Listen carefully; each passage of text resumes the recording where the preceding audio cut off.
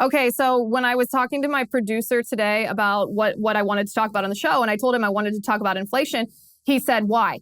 Why do you want to talk about inflation? And I said, because I want to moan about it. I want to groan about it. I want to commiserate with everyone about how awful it is. These deliberate decisions that the Biden administration has made that have led to 9.1% inflation. 9.1% inflation. Compare that to what inflation was when Biden took office. It was 1.4%. 1.4%. Less than 2 years ago, and now it's 9.1%.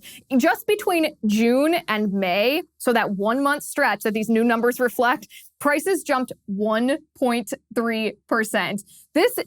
This is obviously unheard of in most of our lifetimes. This is, the inflation is growing at the fastest rate in over 40 years. I turned 33 this week, so I've never seen anything like this. We're feeling this. We're feeling this when we go to the grocery store. My grocery bill today was $250. And I usually buy for like 5 or 6 days. It's not quite a full week at once. $250. Grocery prices are up 12% in the last year. That is the biggest annual increase since 1979. Chicken is up 19% in the past year. Electricity is up 14%. Gas, I don't need to tell you this, gas is up 60%.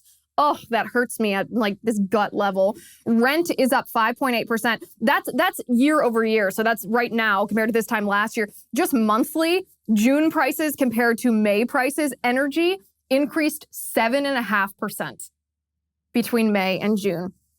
Gas prices increased 11.2% since May. And this is very interesting because what the Biden administration and the leftist pundits are doing today in response to this really, truly awful report, this 9.1% inflation number, is they're telling us that this number is actually good news. They're telling us not to believe what's in front of our eyes and, the hand that's dipping into our wallet, that it's not real.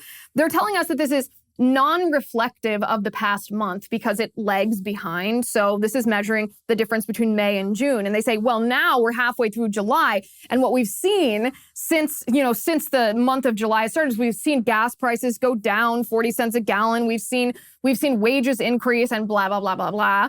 But this is a lie. This is a lie because if you look very closely at this data, if you analyze this data, you will see that core prices rose 0.7% on a monthly basis. So what does this mean and what does this tell us?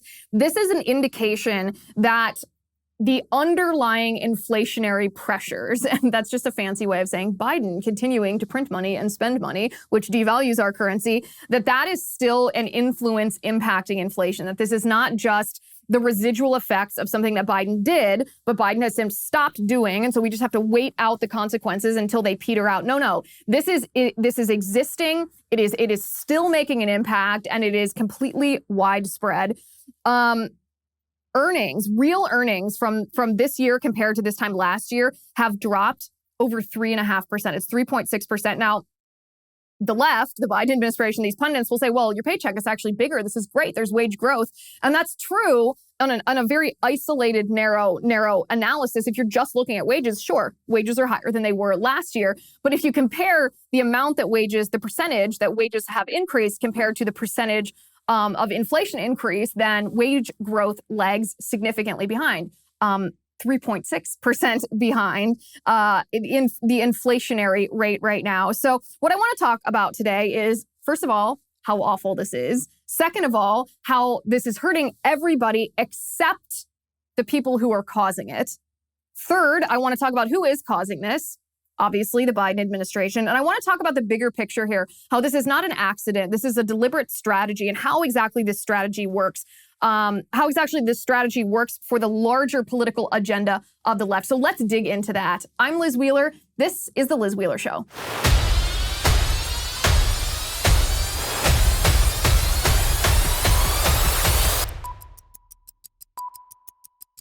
All right, I like Nutrafol because it is both natural and it works. So the best of both worlds. And you all know how crunchy I am. There is, however, a holistic solution for you, for men, that promotes both healthier hair and whole body wellness without drugs or prescriptions. It's called Nutrafol.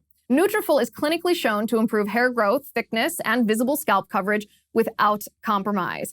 It is made of 21 potent natural ingredients that support sex drive, better sleep, and less stress too. I've heard, by the way, rumor has it that the issue that a lot of men have with these hair growth supplements is that it decreases sex drive. Not so with Nutrafol.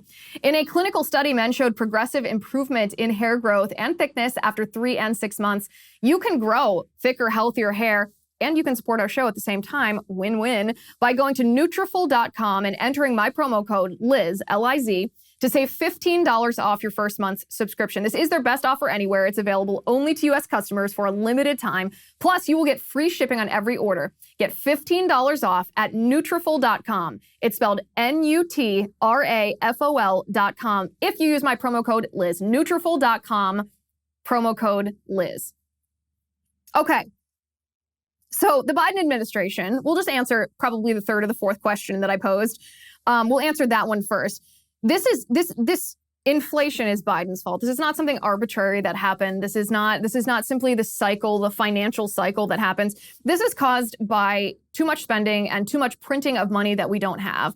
And it's really not rocket science. When the Biden administration says the phrase economic stimulus, it's a euphemism. It's a euphemism for spending money that we don't have. And this is what gets us into this inflationary problem. It's not rocket science whatsoever. It's actually a very simple economic consequence, but an economic concept. When you spend more money than you have, it requires you either to borrow or to print that money. When you print that money, the way that the Biden administration has, it devalues currency. Because we operate on a fiat currency system, which means our dollars in and of themselves, the paper dollars, aren't worth anything like if they were gold or if they were silver. They're a fiat currency. And when you print them without backing that up with any tangible value, then it lowers the value of every circulating dollar, right? Like I said, this is very basic economic. When you print money that you don't have a backup value for, and then you spend money that you really don't have,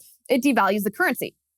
What happens when currency is devalued? Well, it causes inflation. It causes prices to go up because people don't value a dollar the way that they valued a dollar a year ago or 2 years ago or 3 years ago. This is literally all there is to it. That's the entire economic concept of what's happening in our country right now. The problem is this is not something that happened accidentally. This is not something that happened as a result of bumbling politicians who were just dumb and didn't pay attention to what they were doing and accidentally stumbled us into this inflation. This has happened very deliberately, and the Biden administration director of the National Economic Council, his name is Brian Deese. He was deployed by the Biden administration to try to smooth this over, to try to lie to us and tell us that even though we're facing 9.1% inflation, it's not actually that bad. And the Biden administration has a solution for it. The problem is his solution is totally bananas. How long are we going to keep saying this is the worst of it? Well, look, a couple points on today's report, as you just said. The first is, it's backward looking, and it doesn't reflect what we've seen over the last 30 days, which is a significant decline in gas prices, down about 40 cents. That June report, about half of it was driven by energy prices, and we've seen moderation since. But the second point is that in the core, inflation remains too high, which is why we need action. And I just want to underscore, if there's one thing to take away from this report, it's that there is more urgency now than ever in Congress moving to pass a bill to try to build more domestic semiconductors, to try to bring down the price of those goods. You see across this report things like used cars and new vehicles, those prices holding up. That is not principally driven by demand. It's driven by supply and constrained supply. We know how to solve that. We should have solved that months ago, but we now have a moment. We need to do that. If there's any takeaway from this report, it should be that. Although that brings us right back to the circular argument, Brian, that more spending is not what you typically do in the face of high inflation. How do we break out of that circle? No, look, I think you have to look at the unique situation that we're in as an economy and think about how do we build more supply? How do we increase the productive capacity of our economy so that we actually can supply more goods, bring prices down? We know the answer on semiconductors exactly. We need more supply of those goods. You were just talking about housing, same issue. Obviously, mortgage rates are going to increase as the Fed continues to tighten. But as we do that, we need to keep home builders building supply, because we know that at core, the housing issue is a lack of affordable supply. It's been a decade or more in the making, but as we move through this transition, providing incentives, for example, for builders to continue to build affordable homes, as we do so, that's out of the traditional box of fiscal, Keynesian fiscal stimulus. It's more about how do we actually invest to build more capability here in the country that will help bring down prices in areas like semiconductors and housing. It's actually almost impressive that he packed that much ignorance and that many falsehoods, that many misleading narratives into what was this? This video was 2 minutes and 10 seconds. First of all, what we're facing in our country is not unique. We're not some anomaly, an economic anomaly where the rules of economics don't apply to us. I just laid it out. I laid out the concept of what causes inflation. And of course that applies to us. Why would we view ourselves in the United States, our economy, as somehow so unique that if you print money you don't have, it won't lead to devaluing of currency, which won't lead to inflation? It's ridiculous. That's a complete lie. Second of all, he talks about energy prices and how energy prices are the driver of this inflation. And part of that is true, but it doesn't paint the whole story. The whole story is we were energy independent under President Trump. And what did Joe Biden do? What was his deliberate political choice when he took office? He made us rely on foreign oil. He refuses to drill. He refuses to open these pipelines. He made us dependent on foreign oil. So yeah, that does play into it then when Russia invades Ukraine. That shouldn't impact us, except that we are reliant on foreign oil, which we shouldn't be. The third thing that Brian Deese says, which is bananas bonkers to me, is he talks about how the semiconductor shortage is driven by supply, that this isn't a demand issue. And really what he should say here, again, this is completely misleading that he acts like this is some intangible problem with supply. No, it's because we are reliant on China for things that we shouldn't be reliant on China for. It's dangerous to be reliant on China to the extent that we are. And if we rely on China for semiconductors, then at China's smallest whim, they can stifle supply. They can stop supplying us with something that we need for our economy. They can play a part in throwing our economy into the problems that we are facing right now. Now, where does Biden play into this? Biden is extremely soft on China. Biden's son Hunter has financial ties to China. We're talking billions of dollars of financial ties to China. And after Hunter Biden secured those billions of dollars of deals with entities tied to the Chinese Communist Party, Joe Biden's positions on China itself, especially on trade, softened. These are a result of Biden's deliberate political decisions. The other part of this supply issue is if you just blame the supply chain itself, our brittle supply chain, or even if you couple it with COVID and say, well, COVID disrupted our supply chain because our supply chain was brittle. Well, again, why are we relying on China for our supply? And most of the disruption to our supply chain wasn't a result of the virus itself. It was a result of the government policies, the lockdowns, the government shutting down businesses and manufacturing plants and forcibly grinding our economy to a halt. The fourth problem with what Brian Deese said, again, I said it was kind of impressive that he packed all of this misinformation, all of this nonsense into 2 minutes and 10 seconds. When he says the phrase, we have to provide incentives for builders to build affordable homes, that should make everyone's red flags just go up. Everyone's warning bells clang, clang, clang. What does provide incentives mean, Brian? What does that phrase mean? Can you put that in a different word? If you use different words to portray the same meaning, provide incentives means that the government subsidizes builders. The government subsidizes builders. And if you deconstruct that phrase, the government subsidizing means that the government uses our money in a redistribution of wealth type scheme, and they're spending money that they don't have because they're not probably going to raise taxes to do that. What are they going to do? Well, they're going to pass stimulus that they don't have the money to pay for, and they're going to print the money and spend the money. And so what do we have here? We have Brian Deese of the Biden administration. He's the White House director of the National Economic Council, and his solution to the 9.1% inflation that we are facing today is to continue spending, to spend more money, to print more money. Are you serious? This is just going to cause this to continue. It's going to cause inflation to continue to grow. It's going to hurt us more, cost us more money when we do anything, when we buy airfare, when we have to heat our homes, when we try to purchase a car, when we try to feed our families. And he wants to spend more money, and he wants to make this worse. Here's the thing, though.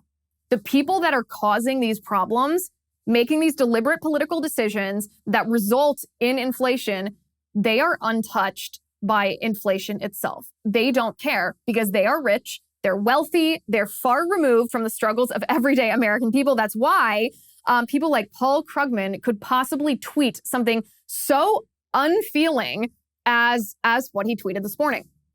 Now, I like ExpressVPN because it keeps my family and my information safe online. If you go online without ExpressVPN, well, let me use an analogy. Using the internet without ExpressVPN is like going to the bathroom without closing the door. Yeah, you want to keep your business private. Likewise, when you go online without a VPN, internet service providers can see every single website you visit. They can also legally sell your information without your consent to ad companies and tech giants who then use your data to target you.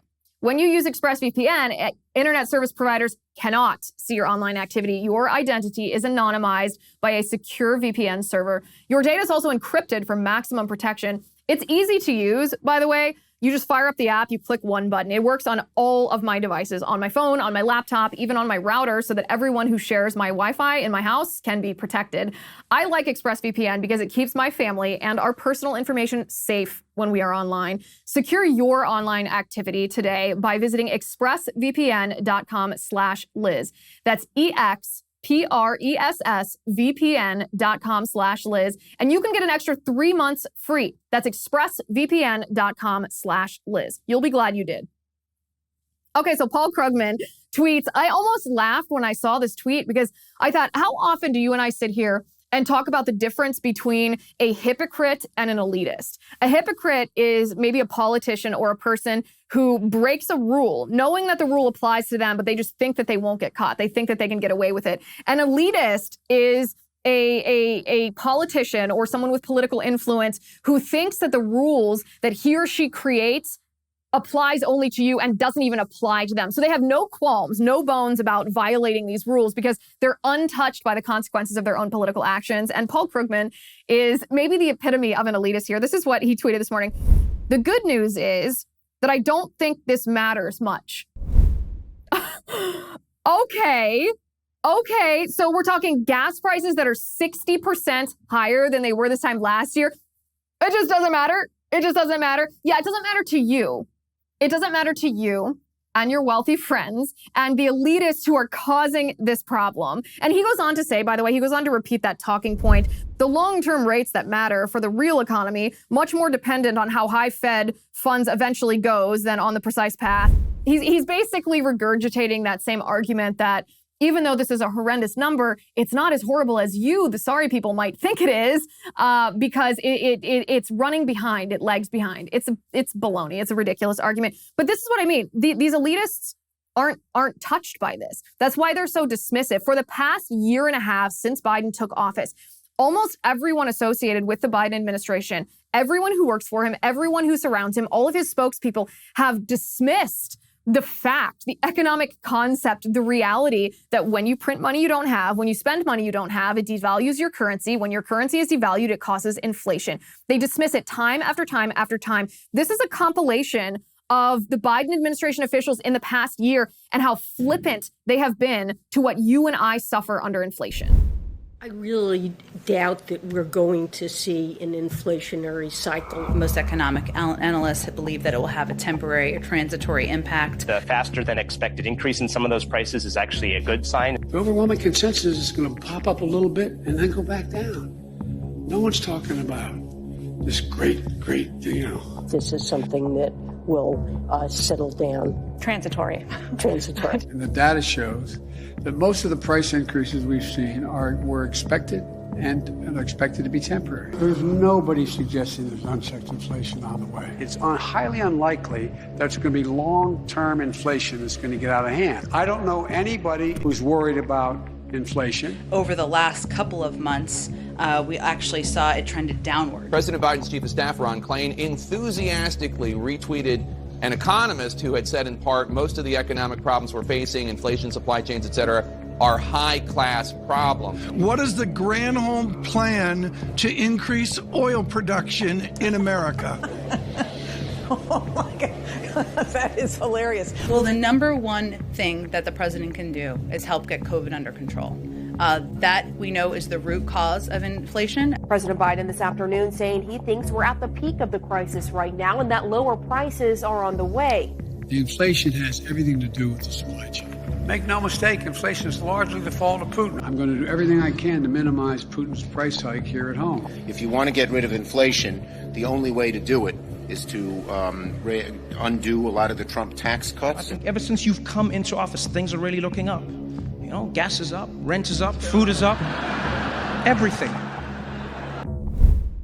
I think my favorite line in that entire compilation is when Biden himself says, I don't know anybody who's worried about inflation. And I thought to myself, yeah, I bet you don't, because you surround yourself with wealthy elitists who aren't touched by these policies that you implement, that you impose on the American people that are devastating to us, that are devastating to the American people. Instead, he just pivots to COVID and Putin. And we talked yesterday about the polls that show that even Democrats, like 1% of voters prioritize COVID as an issue at this point. So the more that the Biden administration blames COVID, the more disconnected they're going to seem from the American people, because they are disconnected from the American people. But here's the thing. This is not just incompetence. This is not just a stupid policy by a dumb politician. Although, yes, I know it is a stupid policy. And yes, the politicians are dumb. But there's a deeper level to this. So what we're seeing, what we're watching unfold before our eyes is what's called modern monetary theory. It is a far left, radically left, really. It's borderline Marxist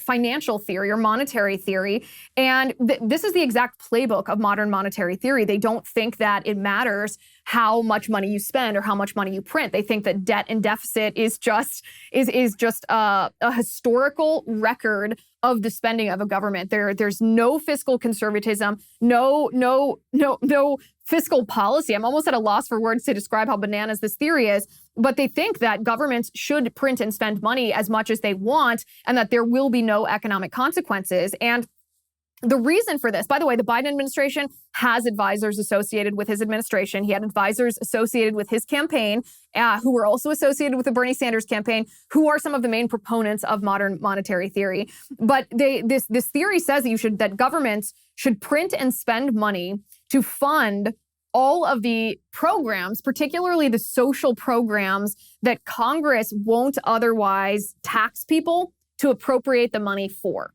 So it's a way to fund maybe Medicare for all, maybe the Green New Deal, maybe whatever their woke Marxist program might be that costs. Maybe it's Build Back Better, this $5 trillion monstrosity, whatever it is that there's no appetite in Congress to pass, because Congress doesn't want to go home to you and I, their constituents, and say, we're going to raise your taxes to pay for this enormous government overreach of a program. And so modern monetary theory says, well, don't worry about people. Don't worry about taxes. If you need money to fund your program, just print it, because then there's no accountability to the voters, because it doesn't, quote unquote, hurt the voters. Now, you and I know that it does hurt us if the government prints and spends money, but it is a little bit more indirect. So it is a very sneaky theory.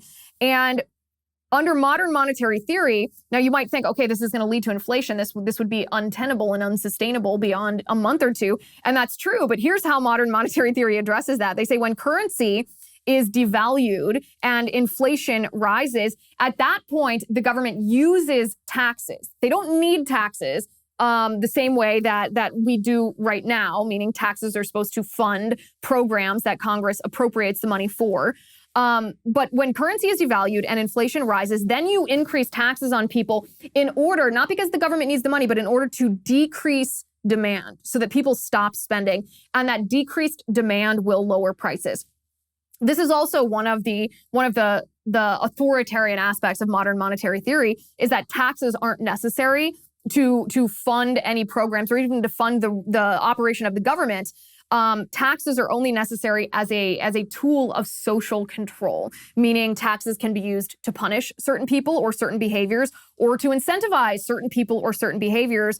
And mostly taxes are used as a tool simply to keep people using the currency of the United States government. This, my friends, is what the Biden administration is doing. This is not a hapless idiot, although he is. It's not just a hapless idiot spending money he doesn't have and printing money and it leading to inflation and that inflation hurting us. This is a deliberate policy, a deliberate strategy that the Biden administration is applying, modern monetary theory, and we can watch it unfolding before our very eyes. And as you know, the end goal of modern monetary theory and the end goal of the Biden administration are the same. It is to topple our free market economy. It is to abolish capitalism. It is to enact government control over our economy. It is socialism, this hybrid between socialism and Marxism and authoritarianism that uses our monetary system as the tool to achieve that in our country. That is what we're seeing before our very eyes. That is why when we see inflation at 9.1%, yeah, we should weep and moan and commiserate about how much this hurts us, because it does. And we should hold accountable politicians, elitists, whose policies hurt us, but don't touch the elitists who impose them on us.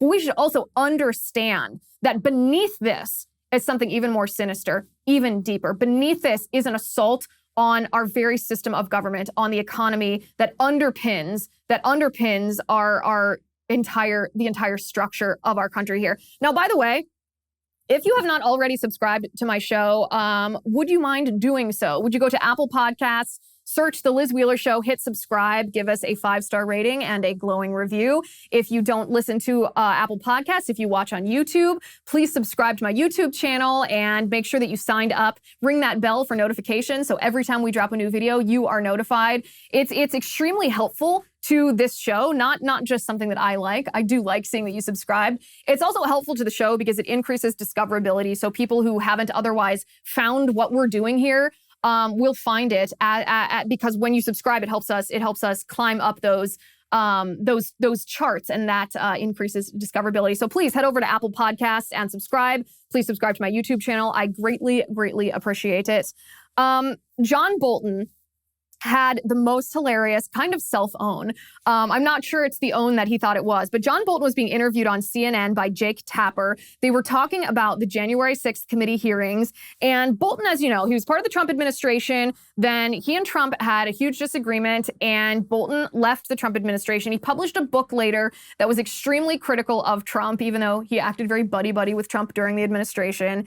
Yes, acting like silly school children, except in this case, silly school children with bombs, silly school children who want to start wars around the world. And Bolton is very critical of Trump, but when Jake Tapper pressed Bolton about whether Trump had organized the events that happened on January 6th, Bolton had, well, I want you to hear this for yourself because it's one of the most hilarious things. Not heed the advice and keep shopping around until you end up with this group of misfits with like Michael Flynn and Sidney Powell. Is he just not capable of hearing no? Well, when it comes to his personal advantage, the answer is he doesn't listen to anybody else. But I think it's also important to understand, while nothing Donald Trump did after the election in connection with the lie about the election fraud, none of it is defensible. None of it is defensible. It's also a mistake, as some people have said, including on the committee, the commentators, that somehow this was a carefully planned coup d'etat aimed at the Constitution. That's not the way Donald Trump does things. It's rambling from one half-vast idea to another, one plan that falls through and another comes up. That's what he was doing. As I say, none of it defensible. But you have to understand the nature of what the problem of Donald Trump is. He's, to use a Star Wars metaphor, a disturbance in the force. And it's not an attack on our democracy. It's Donald Trump looking out for Donald Trump. It's a once-in-a-lifetime occurrence. I don't know that I agree with you. To be fair, with all due respect, one doesn't have to be brilliant to attempt a coup. I disagree with that. As somebody who has helped plan coup d'etat, not here, but other places, it takes a lot of work, and that's not what he did. It was just stumbling around from one idea to another. Ultimately, he did unleash the rioters at the Capitol. As to that, there's no doubt. But not to overthrow the Constitution, to buy more time to throw the matter back to the states to try and redo the issue. And if you don't believe that, you're going to overreact. And I think that's a real risk for the committee. I've watched this video probably like 4 times today, and it's made my mascara run every time. Did you see Jake Tapper's face when Bolton just casually drops? No, it does take planning. I've planned coup d'etats and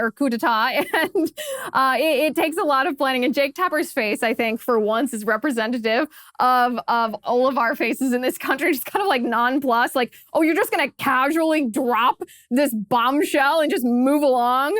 Oh my goodness. I don't think that this Bolton was attempting, to own the January 6th committee and own President Trump. And I just don't think it's the own that he thinks it is. It's a bit of a self-own. Although, of course, I agree with his one statement when he said it's not an attack on our democracy. President Trump's behavior was not an attack on our democracy. That's obvious for anybody with even the slightest shred of common sense here. But the real coup attempt that's happening in our country is very quiet right now. It's being done under the radar. It was spearheaded by Joe Biden, and it's been ongoing for almost a year and a half now, just shy of a year and a half. And the name of this coup, the name of this effort by the Biden administration to subvert our democracy, our election system, therefore our Constitution, the name of this is Executive Order 14019. This executive order, Joe Biden issued on March 7th of 2021, and it's shocking that the mainstream media doesn't care about this at all, that we have heard virtually nothing about this significant and unethical and unconstitutional and probably, hopefully, illegal effort by the Biden administration to rig the 2024 elections. Now, I like Beam Organics because it does the trick when it comes to sleepless nights. Did you know that poor sleep can cause weight gain, mood issues, poor mental health, and lower productivity? A better tomorrow starts tonight. Introducing Beam Dream. Beam is the world's most innovative functional wellness brand with unique products for everything, from sleep to recovery. And today, my listeners get a special discount available for Beam's sleep product. It's called Dream Powder. It's their best-selling healthy hot cocoa. It contains natural, sleep-promoting premium ingredients, triple lab-tested, no THC, and you wake up refreshed. 98% of people surveyed fall asleep faster when taking Beam Dream, and 99% of people experience better sleep quality. You just mix Beam Dream into hot water or milk, stir, and enjoy 30 minutes before bedtime. And if you don't love it, then you get your money back guaranteed. For a limited time, you can get $20 off when you go to beamorganics.com/Liz and use my code Liz at checkout. That's BEAM organics.com/Liz and use Liz for $20 off at checkout. beamorganics.com/Liz. Okay, so Biden issues Executive Order 14019 on March 7th, 2021. And essentially, what this executive order does is it does what H.R. 1 failed to do. Now, H.R. 1 was the For the People Act. It was Chuck Schumer's effort to have the federal government take over presidential elections. It would subvert the states' rights to conduct their own elections. It was an assault on the Electoral College. It would have solidified power in the hands of Democrats in the federal government, probably in perpetuity. It would have made it impossible for Republicans to compete at any level, which obviously is what the motivation was behind this bill. H.R. 1 failed. And when H.R. 1 failed in Congress, the Biden administration issued this executive order trying to use the administrative state, the executive agencies, or the agencies of the executive branch of the government to do the same work for him that H.R. 1 had failed to do at the legislative level. Now, the phrase or the way that this was introduced by Biden is that this executive order was supposed to increase voter registration efforts, and that's a very bland phrase. It's a phrase that's a euphemism because even though it's very bland, we all know that voter registration efforts or get out the vote efforts are always partisan. In fact, it's one of the biggest parts of any president, not just presidential campaign, even down ballot campaigns, is who do you want to get out to vote? And how do you identify these people that you think would be prone to vote for you to get them out to vote? This is a huge operational part of any campaign to target demographics that are likely to vote in one way. And so when the federal government is using executive agencies for election-related activity, even if it's using a euphemistic phrase, a bland, vague phrase like voter registration efforts, there's inherent partisanship to that phrase because there's inherent partisanship to those efforts. And that's simply the reality of the thing. So what Biden did is he directed 600 federal agencies. Yeah. Can you talk about the administrative states? 600 federal agencies. Do we really need 600 federal agencies? No, we don't. This is what the executive action ordered. It ordered these agencies to, quote, expand citizens' opportunities to register to vote and obtain information about and participate in the electoral process. And this executive order, Biden gave these agencies just 200 days to submit plans of how they're going to do this, how they're going to expand citizens' opportunities to register to vote and obtain information about and participate in the electoral process, to submit plans to Biden for approval. Now, who was in charge of this approval? Who was going to give a stamp of approval to each agency's plan to do this? Well, it was currently is a Biden administration advisor by the name, wait for it, Susan Rice. That's right. Susan Rice it was in charge of approving these plans by these federal agencies, and the plans themselves, wouldn't you love to see that? Don't you think the American people should see what the plans that our executive branch is using to increase citizens' opportunities to register to vote?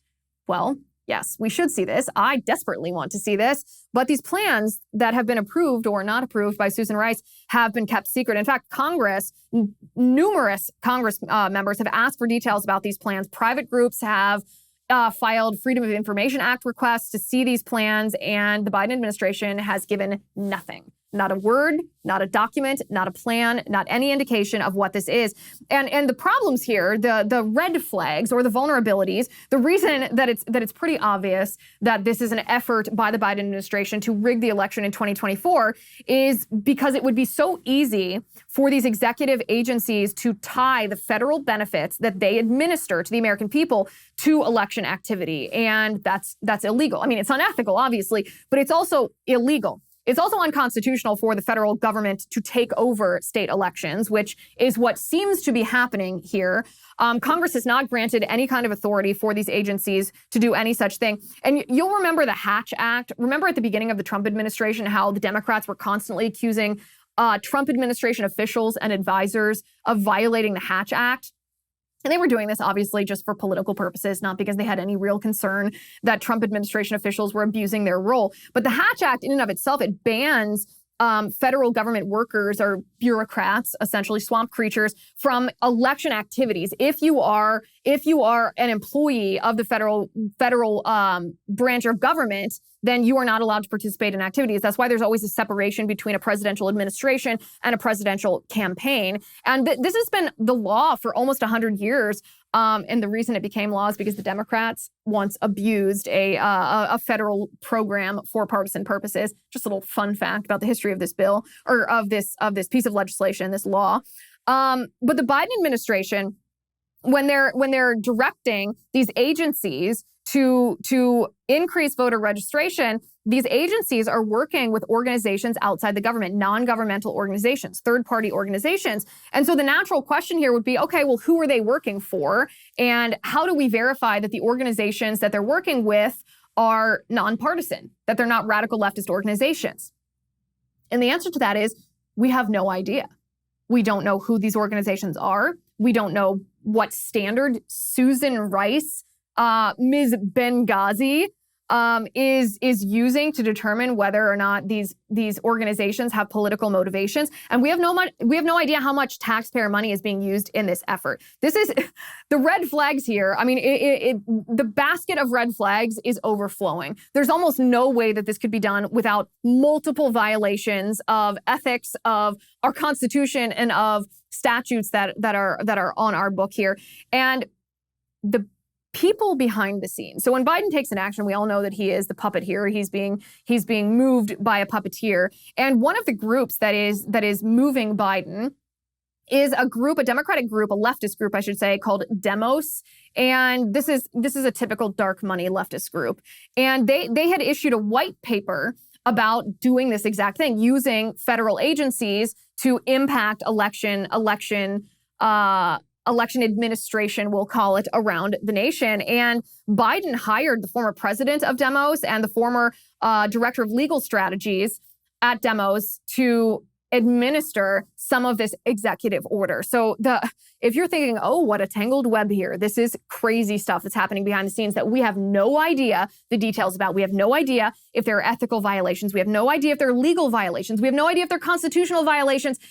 But if I were a betting person, and I am, I would bet an awful lot of money that there are rampant violations happening here.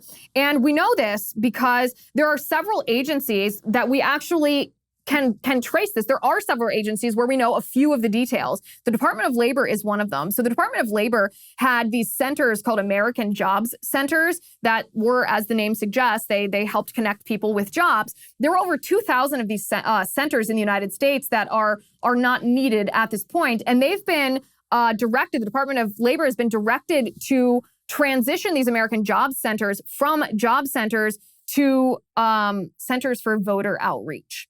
Now remember, voter outreach sounds like a very neutral, a very bland phrase. It's not, because voter outreach, who are the voters that you're reaching out to? What demographic? Do you think they're prone to vote a certain way? Or who's administering this outreach? Who's the third party that you're associated with? What kind of taxpayer money is used for this? Who's approving this plan? All kinds of questions that we don't know the answer to. The same for the Centers for Medicaid and Medicare.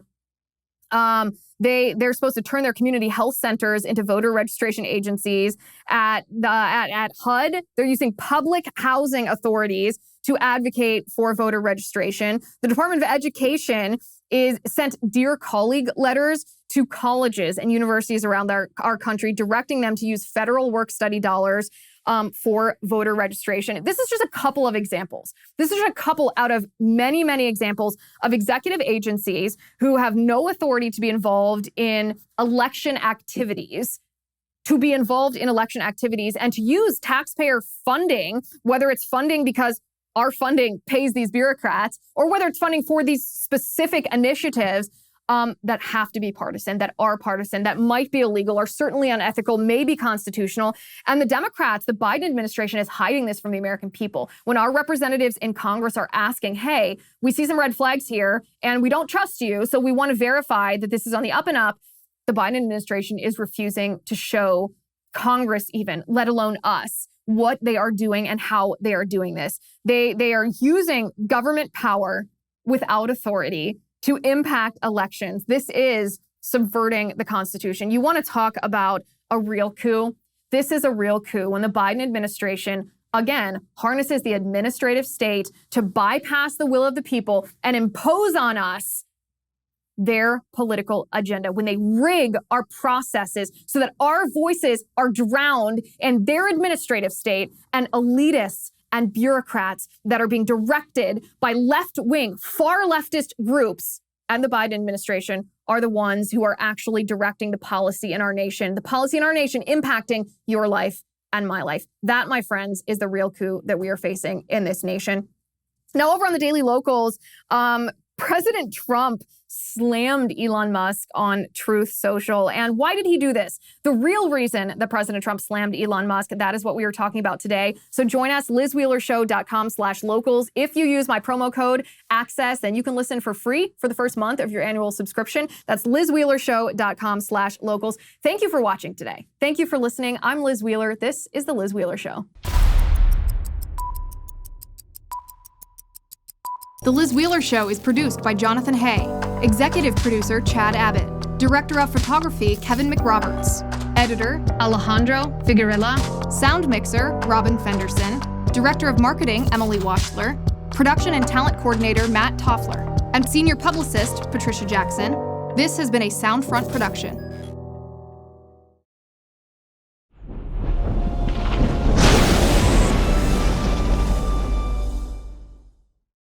If you haven't already, give this video a thumbs up, hit the subscribe button below, and ring the bell to make sure you never miss a video.